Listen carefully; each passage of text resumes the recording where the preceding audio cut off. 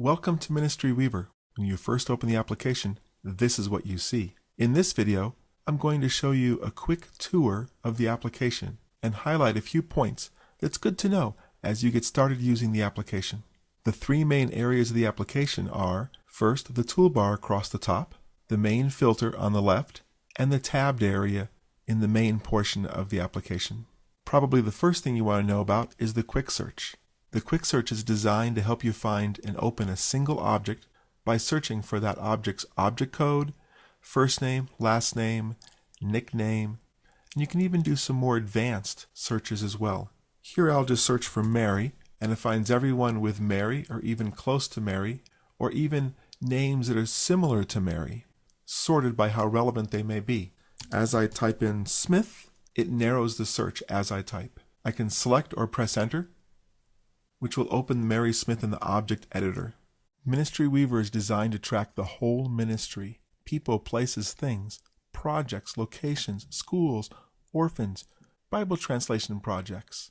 All these different kinds of things are organized into types, and generically, we refer to all of the nouns as objects.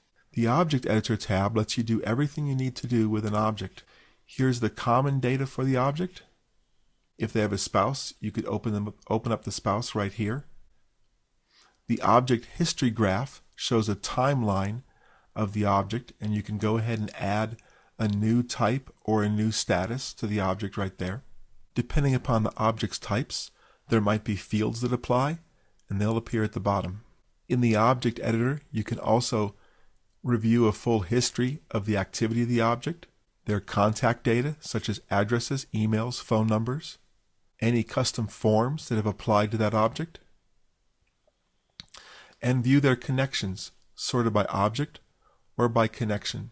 Moving back to the Browse tab that was open initially when you first saw the application, the Browse tab is designed to let you see all the objects, meaning a person, place, or thing, selected by the main filter. So if I select person, we see all the people, all the board members, all the churches in Colorado. If there are more objects in the database that can be displayed on this page, scrolling to the bottom of the page will load more objects. I should point out that the main filter does not work like folders inside of Windows. And it makes sense because if you select everyone in the United States, you'll see everyone in the United States regardless of which state or territory they're in. The same thing is true for the types. If you choose group, you're going to see all of the groups regardless of what type of group they are, or all of the persons, including the artists, major donors, and board members. While the Browse tab does show you all the objects of a selected type or region, you can also open objects directly from here as well. For example, I'll choose Volunteer, right-click on Mary Smith, and we open up the Object Preview, which shows us a small snapshot of that object and then allows us to open the object here or open the object in the Connection Viewer.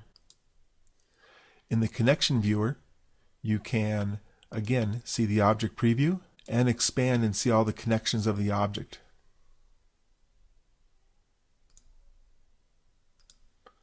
And make this a little bit smaller. So it's another way of just seeing all the objects and searching for objects. There's a lot more about connections, but we'll cover that in a later video. A couple of icons to point out at the main toolbar. The first is the History tab, which shows you all the objects that you as a user have opened. Add New, which is used to add a new object. It's defaulted by the main filter. And the Connection Viewer. It's also worth pointing out that to get to Help, click on this icon. This is the Settings icon. And then here's the YouTube channel icon. So, this has been a very quick introduction to the application. Thanks for watching. Hope it helped.